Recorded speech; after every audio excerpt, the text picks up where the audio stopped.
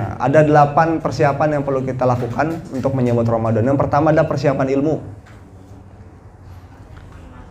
Maka dari sekarang saya mengajak diri saya pribadi, kita semua mari kita buka kembali risalah Ramadan. Karena kalau kita nggak paham ilmunya, kita nggak tahu sedekah apa yang paling utama di bulan Ramadan. Pak, coba saya tanya Pak, bulan Ramadan sedekah apa yang paling utama Pak? Yang nggak ada di bulan lain.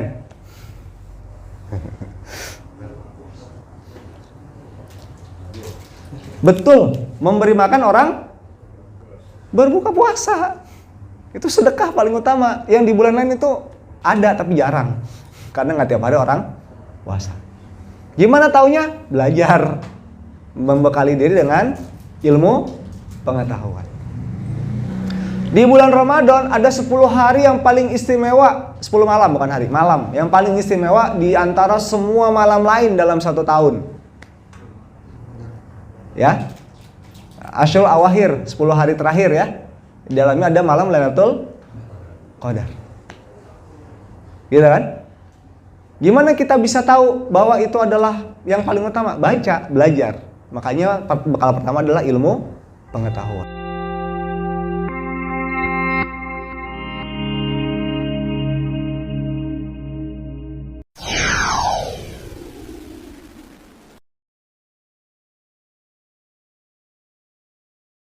Bismillahirrahmanirrahim. Assalamualaikum warahmatullahi wabarakatuh. Alhamdulillah, birbil amin, kita panjatkan Allah Subhanahu wa taala karena pada pagi ini di Jember yang ke-77 tahun kedua, Jember berjalan dengan baik dan lancar, dan perlu diketahui bahwa Jember di Musola Al-Barkah ini adalah Jember dengan pengkultum dari jemaah sendiri. Untuk pengkultum dari luar kita adakan sebulan 2 kali. Alhamdulillah respon dari masyarakat cukup baik dan positif. Adapun keunikan dari Jumat Berkah Al-Barkah ini, kita adakan kuis. Jadi setelah pemateri ceramah, pemateri memberikan 3 kuis dan berhadiah. Kemudian juga ada kuis ilmu pengetahuan Islam. Nah, jadi di sini keunikan dari Jumat Berkah pertama yaitu pengkultumnya sebagian dari jemaah, kedua ada kuis. Dan insya Allah ini membuat menarik jemaah untuk hadir. Adapun untuk keberlangsungan acara Jember ini memang kita tidak mungkiri membutuhkan dana dari jemaah juga. Oleh karena itu, demi keberlangsungan Jember berikutnya, kami mohon mungkin para donatur untuk bisa memberikan infaknya seperti yang ditulis di bawah ini, nomor rekening yang kami berikan. Demikian informasi seputar Jumat Berkah di Musola Al-Barkah, Taman Royal 1, Kota Tangerang. Semoga bermanfaat. Terima kasih atas segala perhatiannya. Wabillahi taufik wal hidayah. Wassalamualaikum warahmatullahi wabarakatuh. Bismillahirrahmanirrahim. Assalamualaikum warahmatullahi wabarakatuh. Alhamdulillah, alhamdulillahilladzi anzala ala abdihil kitaba wa lam yaj'alhu iwaja. Asyhadu an la ilaha illallah wa la syarikalah. Wa asyhadu anna Muhammadan abduhu wa rasuluhu alladzi la nabiyya ba'da. Allahumma shalli wa sallim wa barik ala sayyidina Muhammad wa ala alihi wa sahbihi wasallam. Qala ta'ala fi kitabil karim, a'udzu billahi minasyaitonir rajim. Bismillahirrahmanirrahim. Syahrul Ramadan alladzi unzila fihil Qur'an wa bayyinatin minal huda wal furqan. Faman syahida minkumus syahra falyasum wa man kana maridan aw ala safarin fa iddatun min ayyamin ukhra. Yuridullahu bikumul yusra wa la yuridu bikumul usra. Walitukmilul iddata litukabbirullaha ala hadakum wa la'allakum tashkurun. Shadaqallahul azim. Bapak sekalian yang saya hormati karena Allah Subhanahu wa taala, yang mudah-mudahan dirahmati oleh Allah Subhanahu wa taala. Alhamdulillah pada kesempatan pagi hari ini kita semua diberikan kesempatan oleh Allah untuk bangun kembali dari tidur kita. Artinya Allah memberikan kepada kita kesempatan untuk hidup ya. 1 hari lagi. Karena ada orang yang tidur, dia nggak bangun lagi. Sudah selesai umurnya. Nah, alhamdulillah pagi ini Allah bangkitkan dari tidur kita. Dan Allah gerakkan hati kita untuk mendapatkan keutamaan sholat subuh di antara semua sholat subuh dalam satu pekan, yaitu sholat subuh di hari Jumat. Masya Allah. Padahal tadi suasana sebelum subuh sudah hujan. Ini luar biasa. Nggak hujan aja, orang sholat subuh ke masjid itu sebuah ujian tersendiri. Apalagi ada hujannya. Masya Allah. Ini nikmat yang sangat besar dari Allah, sehingga Allah bisa gerakkan kaki kita sampai ke sini. Ya, di tempat ini, di hari yang mulia ini, Sayyidul Ayyam, hari Jumat. Ya, dimana mungkin di luar sana ada orang yang lebih sehat daripada kita, tapi nggak sampai ke sini. Ada orang yang lebih kuat daripada kita fisiknya, tapi tidak juga sampai ke sini.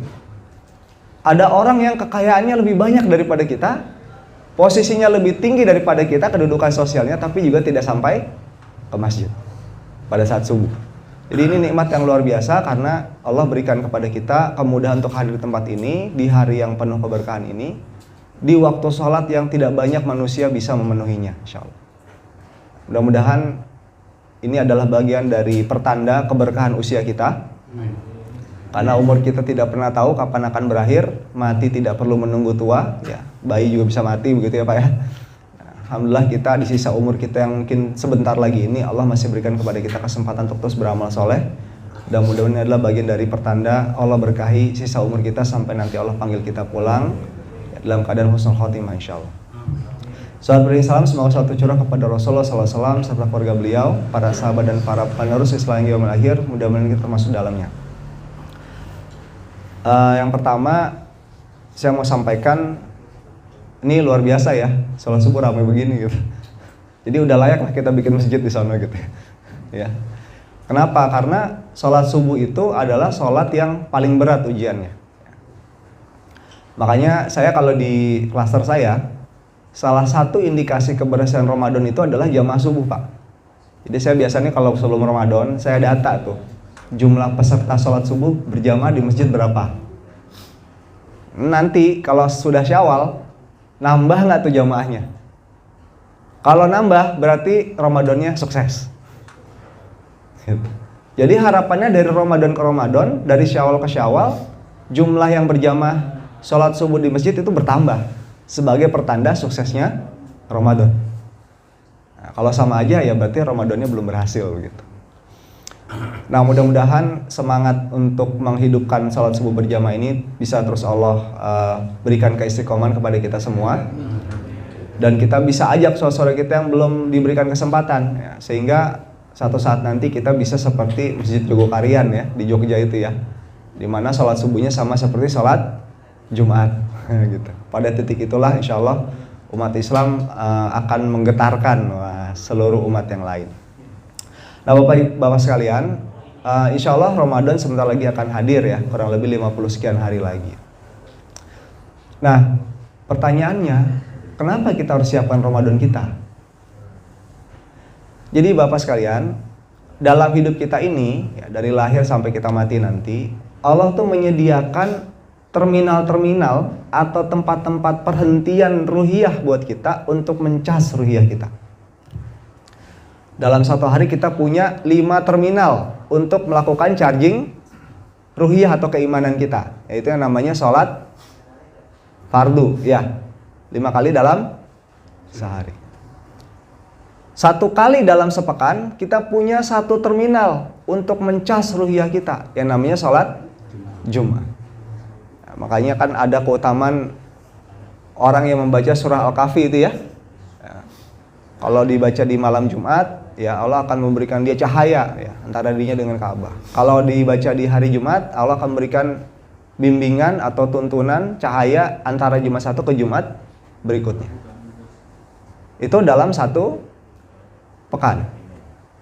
Dalam 1 bulan ada 3 hari yang Rasulullah SAW sebutkan dalam hadisnya sebagai ya terminal untuk mencas ruhiyah. Makanya ada saum ayamul bid, puasa hari-hari terang, tanggal 13, 14, 15 Hijriah setiap bulan, ya gitu ya. Dalam 1 tahun ada 1 waktu untuk mencas ruhiyah kita, yang namanya Ramadan. Nah, jadi ini luar biasanya Ramadan.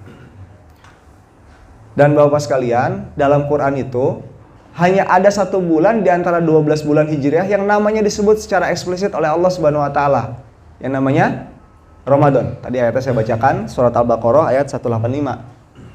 Ya. Jadi sejak zaman sebelum Rasulullah SAW diutus sebagai Nabi dan Rasul, sudah ada bulan-bulan yang disucikan, yang namanya Asyurul Hurum, bulan-bulan haram. Di mana di bulan-bulan itu dalam tradisi Arab dilarang untuk menumpahkan darah, dilarang berperang. Tapi 4 bulan yang sudah ada sejak zaman sebelum Rasul diperintahkan sebagai Nabi dan Rasul ini, tidak ada satu pun namanya disebutkan dalam Al-Quran. Termasuk bulan Zulhijjah sekalipun. Ya, kan bulan Zulhijjah itu bulan yang luar biasa ya. 10 hari pertamanya itu ibadah kita diterima. Sebagaimana 10 hari terakhir bulan Ramadan atau 10 malam terakhir bulan Ramadan. Itu adalah bulan haji, bulan seluruh umat Rasulullah berkumpul, ya, bersatu, ya, mensyiarkan risalah dari Nabi Ibrahim alaihissalam. Tapi nggak disebut namanya Zulhijjah, tuh nggak ada di Quran. Bisa dicari nama Zulhijjah gitu, nggak ada. Tapi Ramadan disebut. Nah, kenapa sampai Ramadan disebutkan namanya secara eksplisit dalam Al-Quran, sementara bulan Zulqa'dah, Zulhijjah, Muharram, Rajab, 4 bulan haram ini tidak disebutkan dalam Al-Quran. Nah, sehingga kita perlu menyiapkan Ramadan kita. Nah, pada kesempatan kali ini saya akan menjelaskan bahwa sekalian, mengapa Ramadan itu istimewa. Nah, jadi Bapak-Bapak sekalian, ketika Rasulullah SAW diutus sebagai Nabi dan Rasul, itu sudah ada umat Yahudi dan umat Nasrani. Nah, ketika itu, ya, umat Yahudi sebenarnya sudah menanti-nanti Nabi akhir zaman yang katanya akan diutus, begitu ya, dari bangsa mereka. Tapi ternyata Allah utus Rasulullah SAW dari bangsa Arab. Nah, ketika mereka tahu bahwa Nabi ini bukan dari bangsa mereka, nah mulailah mereka merasa tersaingi, ya, tidak nyaman lah gitu. Nah, kemudian mereka bilang begini, lihat tuh ajarannya Muhammad, kata dia. Dia bilang katanya agama penyempurna, tapi kiblatnya aja sama kita. Jadi dulu Rasulullah SAW sholat itu, ya, menghadap Masjidil Aqsa. Sampai kemudian di Madinah itu diperintahkan untuk memindahkan arah kiblat dari Aqsa ke Masjidil Haram. Makanya ada masjid kiblatain kalau pernah ke Saudi, ya. Itu ada masjid kiblatnya ada 2, Pak. Satu menghadap ke arah Aqsa, Masjidil Aqsa, satu menghadap ke arah Masjidil Haram. Itu sholat zuhur, Pak. 2 rakaat pertama menghadap Masjidil Aqsa. Di tengah sholat turun ayat untuk pindah menghadap ke Masjidil Haram. Jadi lagi sholat, Pak, imamnya geser. Itu sholat zuhur. Yang benar-benar full menghadap ke Masjidil Haram, sholat asarnya. Nah, kalau zuhur masih hybrid gitu.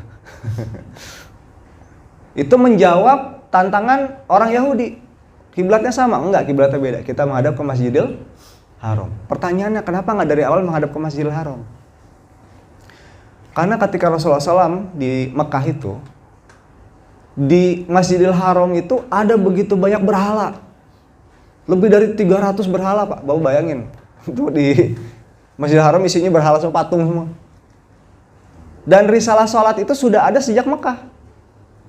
Jadi zaman Mekah itu, sebelum hijrah itu, Rasulullah SAW itu mengajarkan sahabat hanya 2, Pak, risalah dalam agama Islam ini. Cuma 2.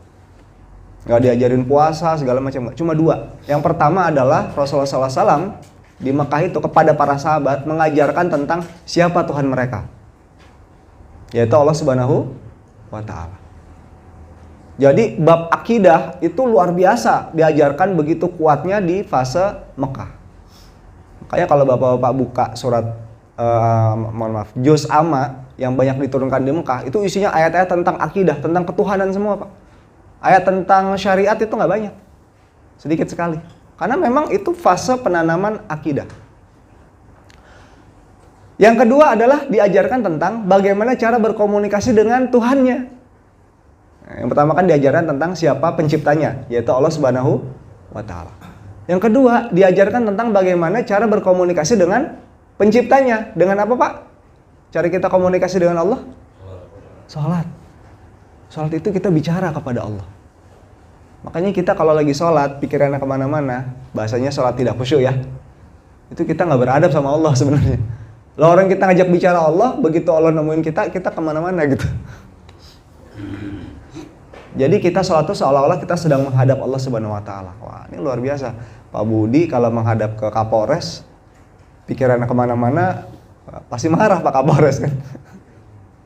Apalagi Allah Subhanahu wa Ta'ala, Zat yang maha besar, pencipta seluruh semesta. Itu sholat, Pak. Kita menghadap Allah itu sholat. Cuma dua aja, Pak, yang diajarkan Rasulullah di Mekah itu. Mengenal Allah dan memberitahukan bagaimana caranya berkomunikasi dengan Allah Subhanahu wa Ta'ala. Sisanya semuanya turun di Madinah. Nah, termasuk puasa. Nah, jadi tadi sholat, Yahudi bilang sama aja sama kita, ngadepnya Aqsa. Nah, dijawab sama Allah, pindah ke Haram. Beda. Yang kedua, Bapak sekalian, ketika sampai di Madinah, itu sudah ada orang Yahudi ya di Madinah ya. Setiap tanggal 10 Muharram, orang Yahudi itu berpuasa, Pak. Puasa 10 Muharram, puasa Syura ya. Kalau orang Jawa gitu. 10 Muharram. Puasanya 1 hari, Pak. Puasanya sunnah. Yahudi ngomong lagi, lihat tuh Muhammad, sama aja risalahnya sama kita. Nggak ada bedanya. Kita puasa, dia juga puasa.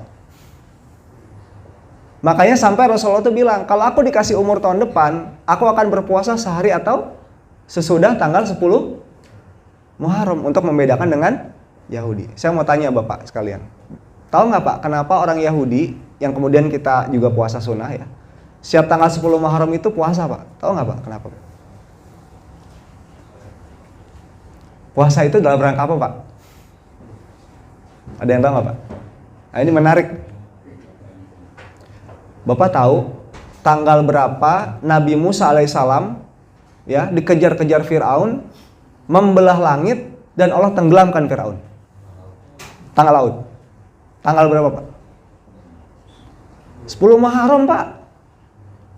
Jadi zaman dulu umat-umat terdahulu itu merayakan keberhasilan, kemenangan, kejayaan, kesuksesan dengan berpuasa, Pak.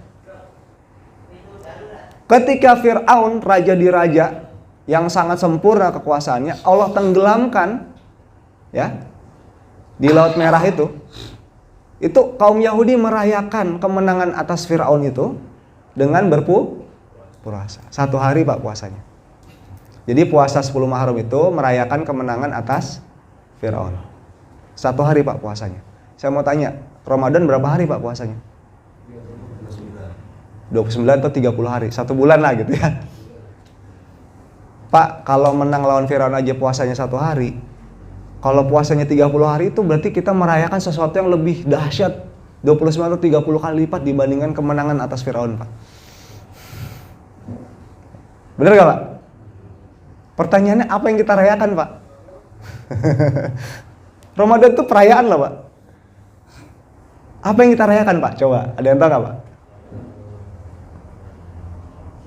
185 yang tadi saya baca. Salah satu substansi Ramadan adalah kita merayakan diturunkannya Al-Quran, Pak. Oh, bayangin. Kemenangan atas Firaun aja hanya dirayakan dengan 1 hari puasa, sunnah pula. Ramadan 30 hari atau 29 hari puasa, Pak. Berarti perayaannya 30 kali lipat daripada kemenangan atas Firaun.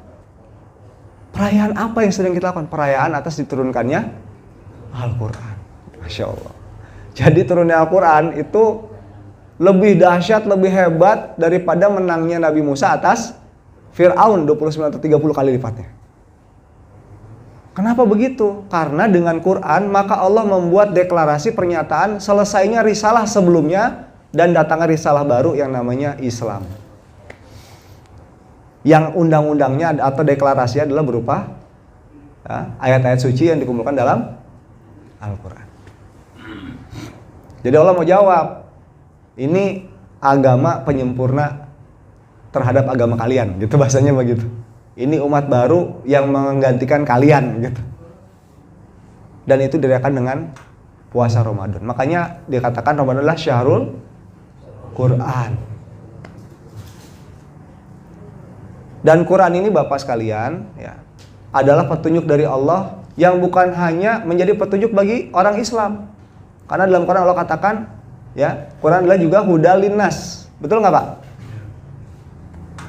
Makanya bangsa Jepang, ya, kalau pernah ke Jepang, yang tepat waktu, sangat memperhatikan waktu, itu jadi bangsa maju, betul? Padahal dia hanya menerapkan satu ayat atau beberapa ayat yang substansinya sama dari Quran tentang waktu. Kan di Quran banyak Pak ayat tentang waktu. Wal asri, wal laili, wad duha. Bener nggak Pak? Itu perintah tentang memperhatikan tentang waktu. Orang Jepang cuma ngamalin satu ayat tapi jadi bangsa maju kayak begitu. Sementara Indonesia mayoritas Islam, jamnya pakai jam apa Pak? Jam karet. Padahal kita dilatih tiap hari 5 kali sehari disiplin tepat waktu sholat berjamaah di masjid. Nah ini saya jadi jelaskan dulu nih kenapa Ramadan itu penting ya. Nah, jadi Ramadan itu luar biasa. Dia lebih dahsyat daripada kemenangan Nabi Musa atas Fir'aun. Sampai dirayakan 1 bulan puasanya, bukan 1 hari. Dan semua yang bersama Quran insya Allah mulia. Betul nggak Pak? Karena dalam bulan Ramadan ada Quran, maka Ramadan menjadi mulia. Namanya disebut dalam Quran, eksplisit. Bulan lain nggak ada. Karena dalam Ramadan ada satu malam di mana Quran diturunkan, maka ada satu surat yang namanya surat Qadar. Satu surat hanya menjelaskan satu malam. Itu kata ahli tafsir, nggak ada surat yang begitu. Satu waktu dijelaskan dalam satu surat. Nggak ada Pak. Surat Al-Asr itu yang membahas tentang waktu asar itu cuma 1 ayat Pak. Sisanya nggak bahas waktu Pak, nggak bahas waktu itu. Tapi Qadar satu surat membahas tentang satu waktu. Kenapa begitu? Karena ada Al-Quran diturunkan di situ. Dari semua nabi dan rasul hanya Rasulullah yang dikatakan menjadi rasul penutup yang utama. Kenapa? Karena Quran turunnya kepada Rasulullah. Nah, jadi ini luar biasanya Ramadan. Nah, sehingga kita perlu bersemangat menyambut Ramadan. Hari ini sudah 50 sekian hari menjelang Ramadan ya. Mudah-mudahan Allah sampaikan umur kita kepada Ramadan insya Allah. Nah, ada 8 persiapan yang perlu kita lakukan untuk menyambut Ramadan. Yang pertama adalah persiapan ilmu. Maka dari sekarang saya mengajak diri saya pribadi, kita semua mari kita buka kembali risalah Ramadan. Karena kalau kita nggak paham ilmunya, kita nggak tahu sedekah apa yang paling utama di bulan Ramadan. Pak, coba saya tanya Pak, bulan Ramadan sedekah apa yang paling utama Pak? Yang nggak ada di bulan lain.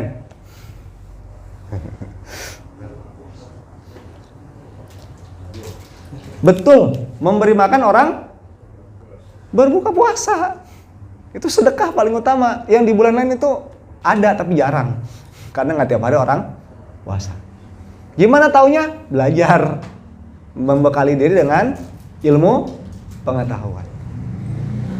Di bulan Ramadan ada 10 hari yang paling istimewa. 10 malam bukan hari, malam. Yang paling istimewa di antara semua malam lain dalam 1 tahun. Ya. Asyul Awakhir, 10 hari terakhir ya. Di dalamnya ada malam Lailatul Qadar. Gitu kan? Gimana kita bisa tahu bahwa itu adalah yang paling utama? Baca, belajar. Makanya bekal pertama adalah ilmu pengetahuan. Jadi kita mulai buka kembali nih. Risalah Ramadan, amal ibadah yang utama apa gitu ya.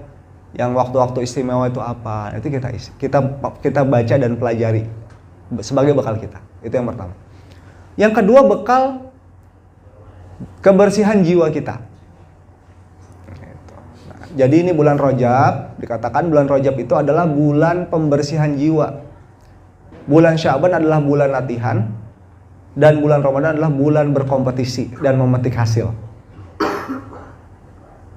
Makanya di bulan Rajab ini kita disunahkan untuk memperbanyak taubat Pak. Memperbanyak istighfar kepada Allah Subhanahu wa taala. Dan waktu istighfar paling mustajabah adalah sepertiga malam terakhir. Kenapa Pak? Karena kalau bulan Rajab kita berhasil membersihkan diri kita, dosa kita luruhkan, dosa kita gugurkan, hati kita bersih, kita mudah untuk beribadah kepada Allah Subhanahu wa Ta'ala. Penyebab kita malas ibadah itu karena banyaknya dosa dan maksiat Pak. Dengan kita bertaubat, dosa kita luntur, kita ringan ibadah, sehingga di bulan Syaban kita semangat ibadah. Bulan Syaban Pak. Ramadan kita udah tinggal naikin gigi aja dari gigi 4 ke gigi 5 gitu. Nah, ini jadi banyak bertaubat di bulan Rajab. Membersihkan jiwa kita. Supaya bulan Syaban kita mudah berlatih, di bulan Ramadan kita sudah bisa berkompetisi dan memanen hasil. Karena banyak orang baru sadar begitu malamnya tarawih Pak. Oh ya besok Ramadan gitu. Ya, dia nggak siapkan diri, dia nggak latih untuk beribadah. Ya besoknya ngap-ngapan, nggak mungkin dari gigi 1 langsung gigi 5. Perlu bertahap gitu. Ini penyiapan jiwa. Yang kedua penyiapan fisik. Dari sekarang Pak kita latihan berpuasa. Jadi Bapak kalau hari pertama ngelihat di masjid banyak orang bergelimpangan, gitu Pak ya, kalau hari pertama puasa kan banyak yang bergelimpangan Pak ya di masjid habis zuhur biasanya. Itu kenapa Pak? Karena mereka nggak latihan fisiknya puasa. Begitu puasa, Ramadan hari pertama baru puasa. Badannya nggak siap Pak. Nggak terlatih. Maka dia lemes Pak. Fisiknya nggak siap. Bergelimpangan lah dia gitu. Orang kalau udah biasa puasa Senin Kemis gitu ya. Apalagi puasa Daud itu Ramadan hari pertama udah fisiknya prima. Udah siap badan. Karena Ramadan bukan buat tidur, betul nggak Pak? Ramadan untuk beribadah. Waktunya itu luar biasa. Pahalanya besar. Sayang kalau kita pakai buat tidur karena badan kita lemes. Maka fisik perlu kita siapkan. Melatih kebugaran perlu kita lakukan supaya kita sehat. Ramadan penuh dengan kesehatan yang prima. Udah latihan puasa. Nah, itu yang kedua. Yang ketiga persiapan materi Pak. Pak kalau mau kasih takjil tiap hari buat 10 orang perlu modal nggak Pak? Perlu ya? Perlu kita siapkan dananya dari sekarang. 10 orang, 20 orang, 30 orang, 100 orang. Nah, gitu. Jadi ini perlu persiapan materi. Kita perlu menabung. Bapak suka perhatikan warung Padang nggak Pak? Warung Padang Pak, mohon maaf kalau disini ada orang Padang ya. Tolong koreksi saya. Tapi saya suka merhatiin. Warung Padang itu Pak, kalau bulan Ramadan, kalau Padang beneran, biasanya tutup Pak. Tutupnya berapa lama Pak? Sebulan. Warung Padang itu ya, berapa yang saya amati, kalau bulan Ramadan tutup sebulan. Pertanyaannya lah dia kagak dagang duitnya dari mana? Nabung Pak, tiap bulan ditabung. 11 bulan tuh ditabung. Bulan Ramadan dia udah gak dagang lagi, udah fokus aja ibadah, full. Materinya disiapkan dari sekarang. Jadi penyiapan materi ya. Jadi pertama ilmu, dua penyiapan jiwa, banyak beristighfar, mohon ampun kepada Allah, membersihkan hati kita sehingga ringan kita beribadah di bulan Sya'ban dan puncaknya di bulan Ramadan. Ya. Penyiapan fisik ya dengan berlatih puasa. Ya. Penyiapan materi. Berikutnya adalah penyiapan rencana, Pak. Ramadan itu terlalu sayang kita lewatkan kalau nggak pakai target. Betul nggak, Pak? Nah, kita siapin dari sekarang. Saya Ramadan mau khatam berapa kali Quran? Nggak bisa, Pak. Tiba-tiba ngegas baca Quran di bulan Ramadan hari pertama. Nggak bisa. Hari pertama mungkin Bapak bisa sehari 2 juz, 3 juz. Habis itu nggak usah 10 hari deh, Pak. Seminggu juga udah lemes. Jadi kalau mau misalkan di bulan Ramadan khatam 3 kali Quran, minimal bulan Rajabnya 1 kali, Pak. Ntar bulan Sya'bannya ditingkatkan 2 kali khatam. Nah, Ramadan insya Allah bisa 3 kali. Kalau nggak pakai latihan nggak bisa. Jadi harus bikin rencana, target-target kita buat. Karena kita berkompetisi di bulan Ramadan itu. Nah, rencana ya. Yang berikutnya, Bapak sekalian, kita perlu banyak berdoa. Makanya ada satu doa, begitu satu Rajab langsung tuh ya di WA, di status ya. Banyak yang posting tentang doa. Apa Pak doanya? Allahumma barik lana fi Rajab wa Sya'ban wa balikna Ramadan. Ada yang bilang doa ini bid'ah. Pak, doa mah boleh apa aja. Masa baru doa udah dibid'ahin? Bener gak Pak? Lah kita doa pakai bahasa Indonesia aja boleh, nggak ada bid'ah. Doa mah bebas, minta apa aja boleh. Apalagi udah ada contohnya. Ya, maksudnya ada riwayatnya. Minimal dari salafus saleh. Kita baca doa, Allahumma barik lana fi Rajab wa Sya'ban wa balikna Ramadan. Kita sampaikan kepada Allah, kita deklarasikan, ya Allah aku rindu Ramadanmu. Sampaikan umurku ke Ramadan. Kalaupun umur kita nggak sampai, ya tanggal 28 atau 29 Sya'ban Allah panggil kita pulang karena umur kita sudah berakhir, insya Allah Allah tetap catat niat kita. Itu dahsyatnya niat Pak. Baru niat baik Allah udah catat Pak. Apalagi dikerjakan. Nah, gitu ya. Jadi kita niatkan. Makanya sama kayak orang haji. Orang haji itu bukan perkara mampu atau tidak mampu. Betul nggak Pak? Ini yang udah haji nih, saya belum soalnya. Baru ntar 2026. Insya Allah, mohon doanya mudah-mudahan Allah mudahkan. Jadi orang haji itu perkara niat Pak, bukan perkara mampu nggak mampu. Karena tukang beca juga kalau dia niat, Allah kasih jalan dia pergi haji. Di Surabaya itu saya dapat cerita, ada tukang beca yang tiap hari Jumat dia sedekahin tarikan becanya. Jadi tiap Jumat dia nggak narik ongkos dari penumpang Pak. Gratis. Untuk apa? Dia niatkan sama Allah, ya Allah saya mau haji, tapi saya nggak punya uang. Maka saya sedekahkan tarikan becak saya tiap Jumat supaya engkau kasih jalan saya sampai ke Baitullah gitu. Niat Pak, luar biasa. Seminggu sekali dia nggak narik duit. Satu saat ada pengusaha naik beca dia. Mau bayar, Pak saya sedekah hari ini. Saya nggak narik 1 rupiah pun dari penumpang. Kaget pengusahanya. Buat apa? Karena saya niatin ini buat sedekah saya buat haji. Dihajikan tuh tukang beca sama si pengusaha tadi sama penumpangnya. Jadi haji itu perkara panggilan dan niat. Bukan perkara mampu tidak mampu. Banyak orang uangnya banyak, miliaran, tapi nggak nyampe juga haji. Umroh pun nggak nyampe gitu.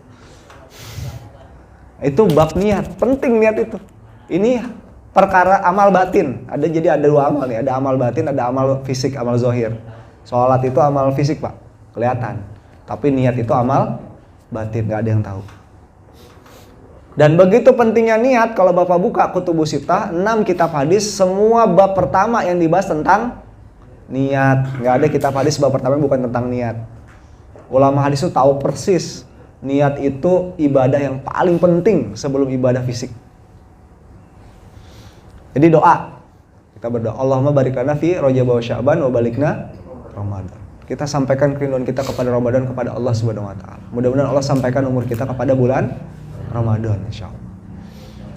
Biasa-biasa juga Ramadan suka gitu Pak. Nih siapa yang Ramadan tahun ini nggak ada bersama kita lagi, Ramadan tahun lalu masih bersama kita. Kan gitu Pak ya? Ya kan? Jamaah kita nih ya, Ramadan kali ini udah nggak bersama kita lagi. Karena Allah udah panggil pulang. Biasanya gitu Pak, Ramadan tuh suka gitu. Nah doa. Yang berikutnya adalah kita perlu mempersiapkan atau menyelesaikan hutang-hutang puasa. Karena yang berhutang bukan cuma ibu-ibu, betul nggak Pak? Ya mungkin bapak ada yang lagi sakit, ya kan tadi saya tadi ya, kalau dalam perjalanan sakit, boleh tidak berpuasa, nanti dibayar hutang. Pastikan hutang puasa kita sudah selesai sebelum Ramadan datang. Ini bagian dari persiapan. Dan yang terakhir kita siapkan ini semua bersama-sama dengan keluarga kita. Jadi kita siapkan keluarga kita. Kita ajak keluarga kita bersama-sama sholat saum sunnah, gitu ya Pak ya. Nah, jadi kita mulai nih bangunkan keluarga kita tiap Senin Kamis misalkan untuk sahur bersama. Kita berlatih puasa, ya kan, supaya fisik kita siap. Gitu kan? Kita ajak keluarga kita banyak beristighfar, memohon ampun kepada Allah Subhanahu wa taala di bulan Rajab ini supaya Sya'ban kita ringan, Ramadan kita berhasil.